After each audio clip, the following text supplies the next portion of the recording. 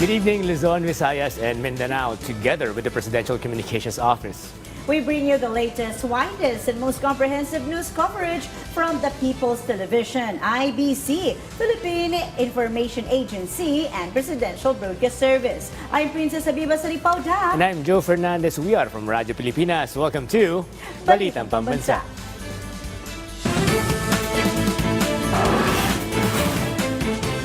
Tonight's headlines. President Ferdinand R. Marcos Jr. led the distribution of cash grants to beneficiaries of the expanded Centenarians Act of 2024. A semiconductor company reveals a plan to transfer its operations to the Philippines during a meeting with the chief executive. The Commission on Elections, or COMELEC, acknowledges a notable rise in election-related incidents coinciding with the campaign period of the midterm polls.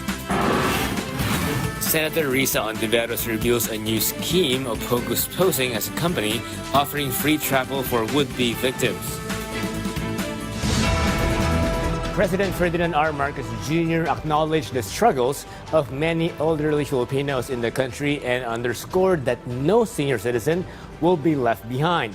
To help ease their financial challenges, the chief executive on Wednesday led the inaugural distribution of cash gifts to beneficiaries under the expanded Centenarians Act of 2024. Our PTV's Kenneth Paciente has the details. No senior citizen will be left behind. This was the emphasis made by President Ferdinand R. Marcos Jr. during the distribution of cash gifts for the elderly. The President personally handed over the cash grants to beneficiaries of Republic Act No. 11982, also known as the Expanded Centenarians Act of 2024. A total of 14 beneficiaries received cash gifts during the inaugural distribution in Malacanang. These included 6 individuals aged 80 and 85 years old, as well as 5 individuals aged 90.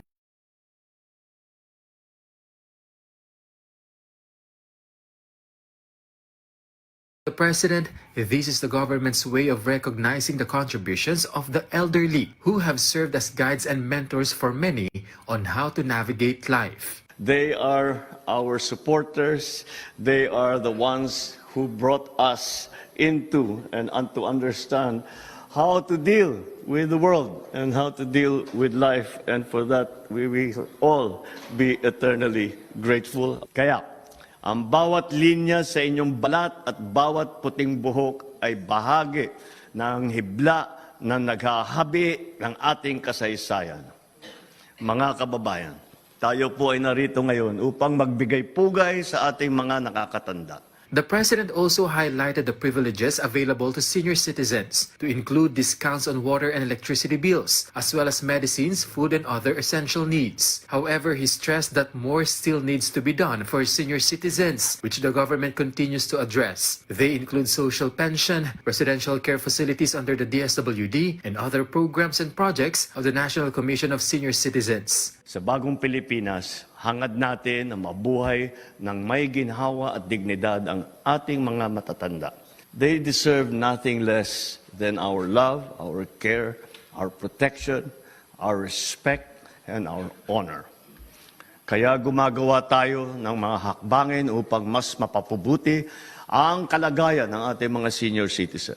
The Chief Executive also had a message for the families of senior citizens and the youth. Sa mga pamilya ng mga ating mga nakatatanda, ipagdiwang ninyo ang bawat sandali na kapiling sila.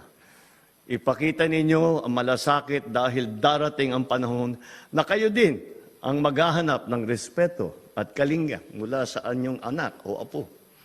Para sa ating mga kabataan, kayo ang mag-aaruga sa magpapatuloy na kaalamang itinuturo ng mga nauna sa atin. Gamitin ninyo ito upang makapagbuo ng mas maliwanag na kinabukasan. Some senior citizens expressed gratitude for this recognition from the government. Yan ay maaaring pambili ko na ng mga gamot ko, mga pagkain na konti, hati-hatiin ko lamang para sa akin at sa aking mga apo na maliliit pa. Most welcome, because it's the first time I will experience this. And for my age, it's a great help. Any plans po ma'am kung saan niyo po gagamitin yung mararamdaman? Well, so many things to spend for. You know now, everything is going up. The president also encouraged senior citizens not to think they no longer are of use or value in society. Today, 1,079 beneficiaries across the country received their remaining cash gifts, amounting to 12,050,000 pesos. However, the program aims to cover 275,000 beneficiaries this year, with an estimated 2.9 billion pesos to be distributed. From PTV Manila, Kenneth Pasyente, Balitang Pambansa. On the other news, the semiconductor industry is the country's flagship export sector, which accounts for over 40% of total export receipts, amounting to over $72 billion. Hence, the president eagerly welcomed officials of a mainland China-based semiconductor firm bent on transferring a huge part of its manufacturing operations to the country. Proof the incentives of recently and newly ratified legislation on jobs and investments are enticing foreign businesses to set up shop here, as our Ecclesiel Pardilia reports. Cell phones and computers are the primary tools used by Jeremy as a script writer. Dito ko mabilis na natatype yung mga scripts na binabasa ng mga anchor, tsaka doon sa cellphone, dito din mas mabilis kong na-access yung mga information na dapat kong gawin. Devices used in consumer electronics, automotive, telecommunications, and manufacturing will not function without chips and integrated circuits. Thus, under the administration of President Ferdinand R. Marcos Jr., the government has intensified efforts to boost the semiconductor industry, which plays a crucial role in the developments in modern technology. Yesterday, the chief executive met with officials from Amcor Technology. The company expressed its plan to transfer its production to the Philippines, which will further boost the country's semiconductor industry. President Marcos also highlighted the growing number of highly skilled Filipinos capable of working as chip manufacturers and integrated circuit designers. In 2024, the Philippine semiconductor industry generated $29.16 billion in exports. Based on data from semi.org, demand for technology in manufacturing, research, design, and testing is expected to grow by 10 to 15%. In addition to Amcor's planned relocation, several other major semiconductor and electronics companies are already operating in the Philippines. Meanwhile, incoming Asian Development Bank or ADB President Masato Kanda paid a courtesy call on President Marcos. He will be the 11th president of ADB. The ADB remains one of the country's key development partners, supporting major infrastructure projects, such as the Metro Manila Skyway Stage 3, which aims to ease traffic congestion in the metropolis. Ecclesiel Pardilia for the New and Better Philippines. Senate President Francis Escudero remained firm in his stance on suggestions to holding a special session for the impeachment trial of Vice President Sara Duterte. The Senate President also dismissed speculation about replacing VP Sara Duterte, reiterating that he has no intention of assuming the vice presidency, and revealed that he is even considering stepping away from politics and not running for re-election in 2028.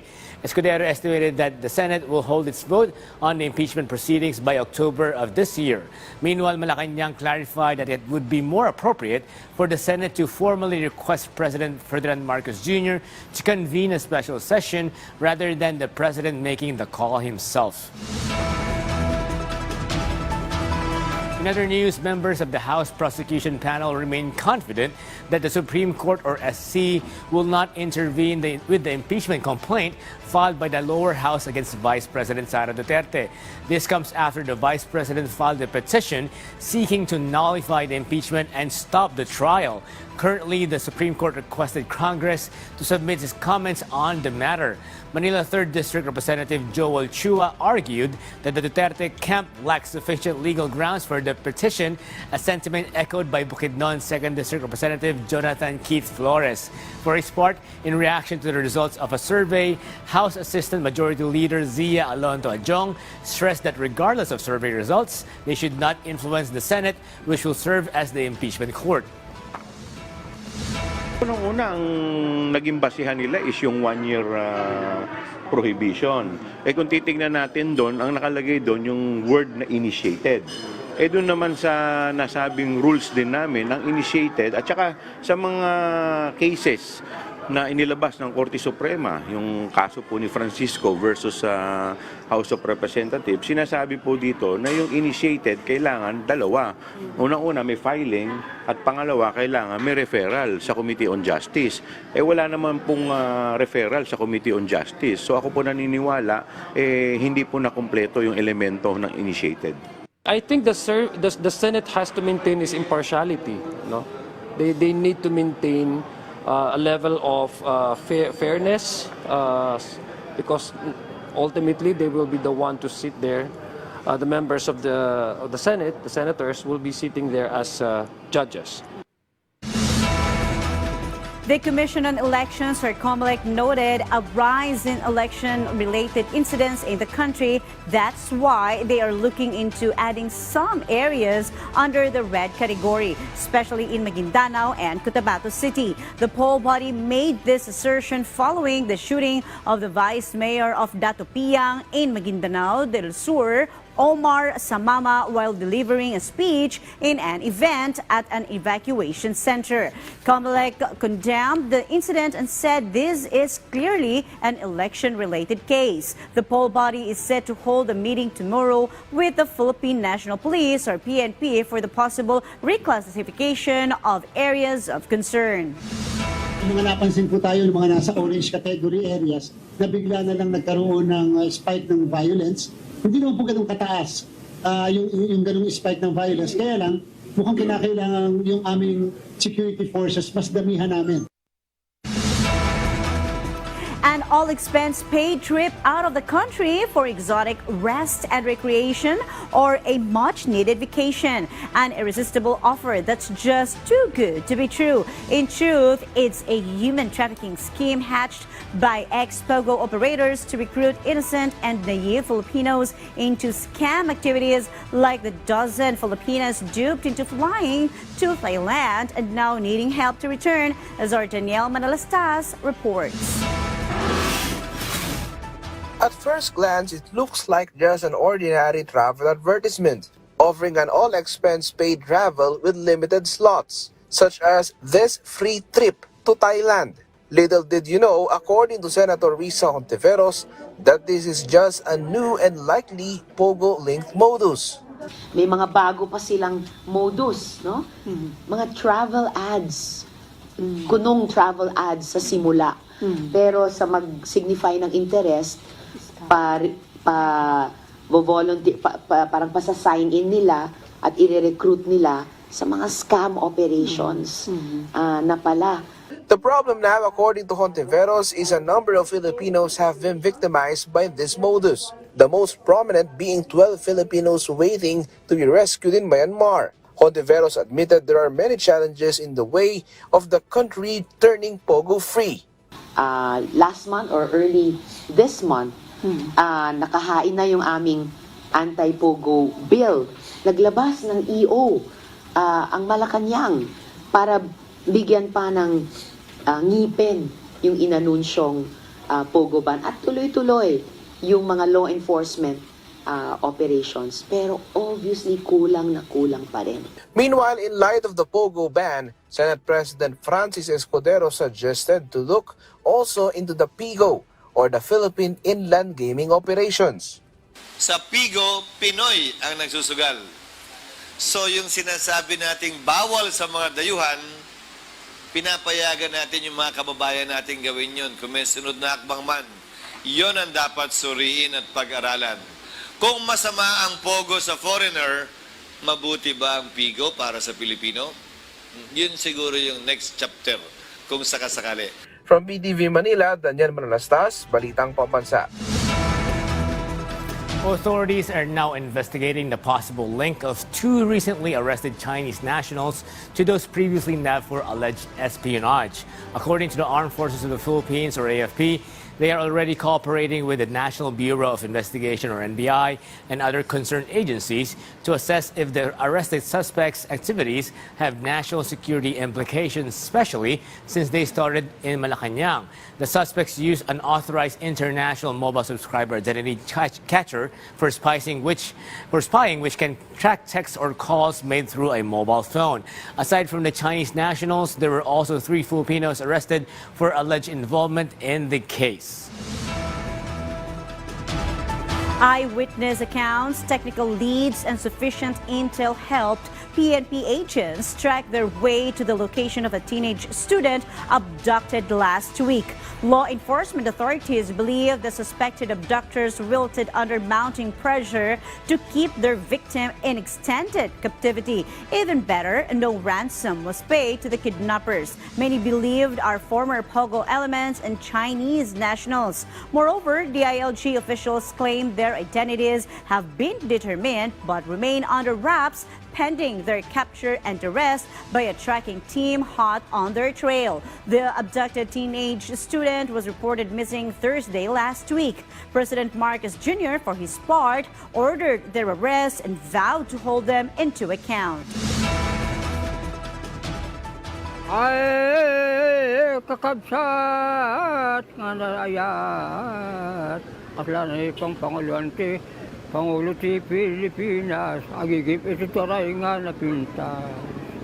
Dakil tinak pa nagyaman, ti panakikat dagiti nagadunga utang. Ito ang kantang inialay ng 79 na taong gulang na si Salvador Marugay Sr. para kay Pangulong Ferdinand R. Marcos Jr. Isa si Tatay Salvador sa mga personal na inabutan ng Pangulo ng Certificate of Condonation with Release of Mortgage o COCROM sa makasaysayan na pinakaunang pagpapamudmud nito sa mga Agrarian Reform Beneficiary noong July 19, 2024 sa Ngayon, Pangasinan. Agyam-yaman ak, iti pangiding tituray ti Pilipinas. Tati utang ko na inikat niya po Presidente Bongbong Marcos. Bagong Pilipino at bagong Pilipinas. Ang mga certificate na ito ay simbolo ng katuparan ng ating pangako na buburahin natin ang pagkakautang ng ating mga Agrarian Reform Beneficiaries dito sa Region 1.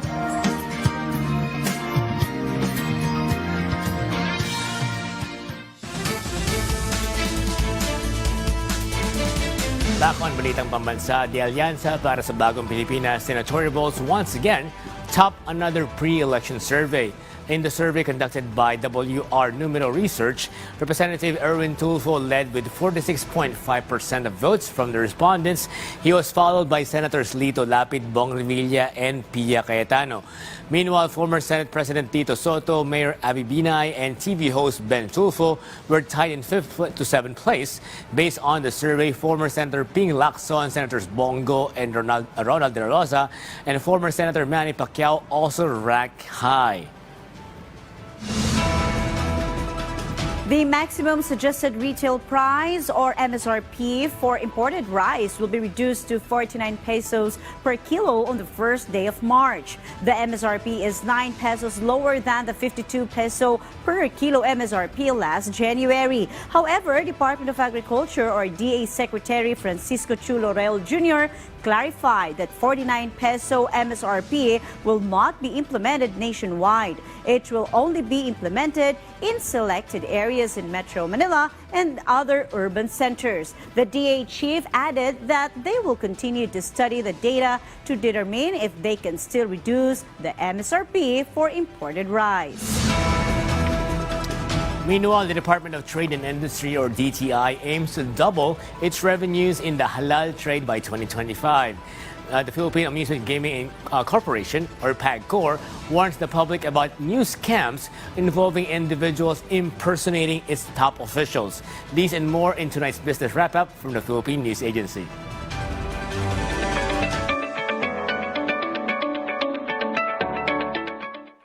Moving on to business news, the Department of Trade and Industry seeks to double its revenues in the halal trade for 2025. DTI Program Manager Alim Siddiqui Giapa said the DTI hopes to build on the 7.9 billion pesos generated through the successful Halal Friendly Philippines campaign last year. He said they plan to expand this year in the United States, South Korea, Japan, and Turkey.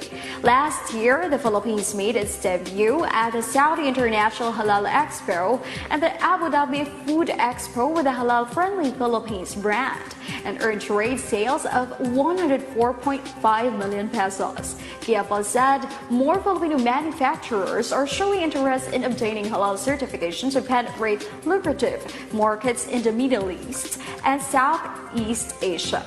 He said the DTI aims to strengthen the local halal industry by ensuring that all products are Sharia compliant and strictly adherent to halal certification standards. Meanwhile, the Philippine Amusement and Gaming Corporation has alerted the public against a new scam where fraudsters are impersonating its top officials. Bagong said several individuals and business owners have complained that they have received Viber messages that falsely claim to be from Chairman and CEO Alejandro Tenco and President and COO Wilma Esma. Tenco advised the public to avoid engaging with any unsolicited messages from those claiming to be PAGCOR executives. Any communication must be verified through PAGCOR's official website or legitimate platforms such as the state gaming agency's official trunk line numbers. Earlier, Tenco warned the public against a fake website that claims to issue gaming licenses and accreditations. That's the latest business news from the Philippine News Agency. This is Stephanie Civiliano for Balitang Pambansa. Meanwhile, the newly constructed Andolor Elementary School building in Benguet can now be used by learners as it was officially recently inaugurated. Clint East Van Totanes of PIA Cordillera Administrative Region tells us more. Education Secretary Juan Edgardo Sonny Angara led the inauguration and turnover of the newly constructed Andolor Elementary School building, a last-mile school in Tabaan Sur, Tuba, Benguet on February 25. Angara said that this is one of President Ferdinand Marcos Jr.'s moves to ensure that no child is left behind in education under the Bagong Pilipinas brand of governance. Ito po yung sinasabi ng ating mahal na Pangulong Bongbong Marcos na walang maiiwan sa sistema ng edukasyon sa ilalim ng Bagong Pilipinas. Kahit malayo, kahit mahirap puntahan, kahit sa taas, sa tuktok ng bundok, hindi po magsasuffer o hindi mawawalan, hindi mauubusan ng resources para ibuhos dito ang Department of Education. The school also received learning tools including 10 tablets and a laptop. Beneficiaries expressed gratitude to the DepEd. They said that this will significantly improve the learning condition of the 66 learners in the school. Thank you very much for giving this opportunity. Malaki pong tulong itong facility natin, itong bagong building. Ag-iyaman kami matiti DepEd kasi provide dito world class nga school para kanyami oray kasano kinaadayo dito lugar mi ngay kat inito danda kami piman iso nga dito ti inspirasyon dagiti estudyante kanyami tapno mas simple anda pa iti ag eskwela ag adal ingganano malpasda. While the building is currently solar-powered, actions are on the pipeline to energize the last-mile school. This initiative is part of the government's commitment to closing the gaps and providing quality education for the Filipino learners. Clint Van Totanes, Balitang Pambansa. Meanwhile, from among the worst to possibly close to first or somewhere at the top right now. This is the turnaround Iligan City LGU authorities and law enforcement have managed in reversing the number of cases of online sexual abuse and child exploitation in the city since 2022. PAA Iligan City correspondent Lou Ellen Antonio has the more details.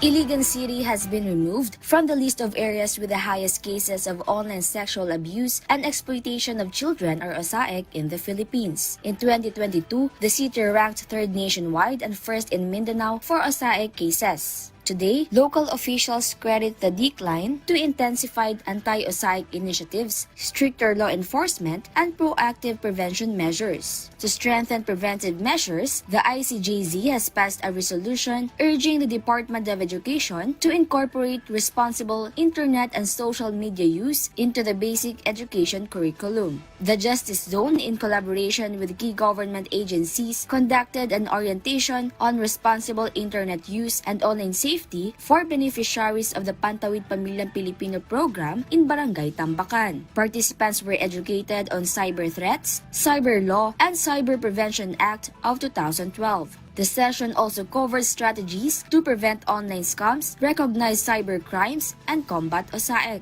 Yun, dihan ako na bantayan nga ang paggamit din ini kinahanglan nga careful gyud ay dili gyud ay maayo nga motubag ta nga makadaot sa tong isig ka tawo kay duna day sa kaso. From the Philippine Information Agency Iligan City, Lanao del Norte, Du Antonio for Balitang Pambansa.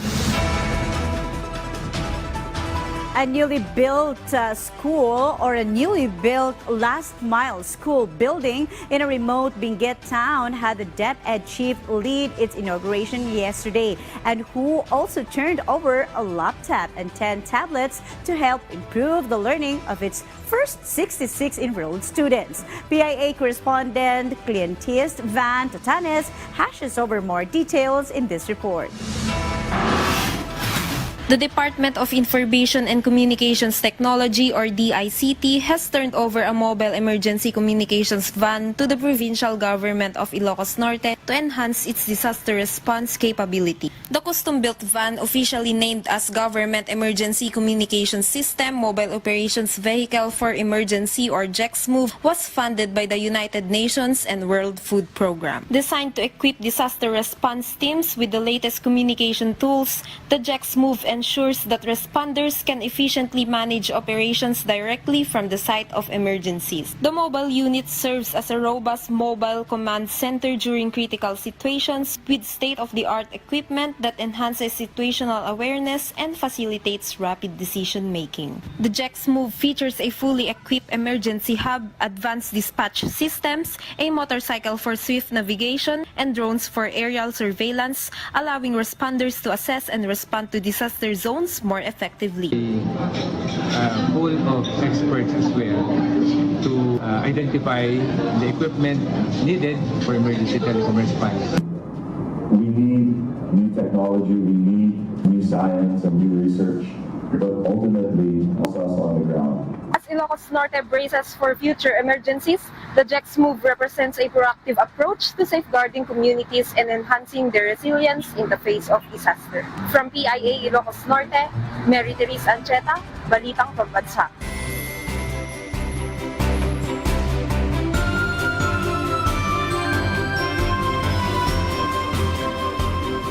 And for our weather update, the shear line is affecting the eastern section of Visayas, while the northeast monsoon is affecting Luzon. Based on Pagasa's latest monitoring, Visayas, northern Mindanao, and Caraga may experience cloudy skies with scattered rains and isolated thunderstorms. Davao region, on the other hand, may experience cloudy skies with scattered rains and thunderstorms caused by the easterlies. Cagayan Valley, Cordillera Administrative Region, Aurora, Quezon Province, Camarines Norte, and Camarines Sur may expect cloudy skies with rains. The northeast monsoon may bring partly cloudy to cloudy skies with isolated light rains in Metro Manila and the rest of Luzon, while the rest of Mindanao may experience partly cloudy to cloudy skies with isolated rain showers or thunderstorms. And that wraps up our rundown of the latest, widest, and most comprehensive news and information from all across the nation on a midweek Wednesday. From Radyo Pilipinas, I'm Joe Fernandez. 2 nights and it is moon sighting. This is your trusted news source, always ready to inform and serve the Filipino people. Catch Balitang Pambansa again tomorrow at 7 a.m., 12 noon, and 6 p.m. at 9:30 p.m. for more updates and developments. From Radyo Pilipinas, I'm Princess Abiba Saripodak, and this is Balitang Pambansa.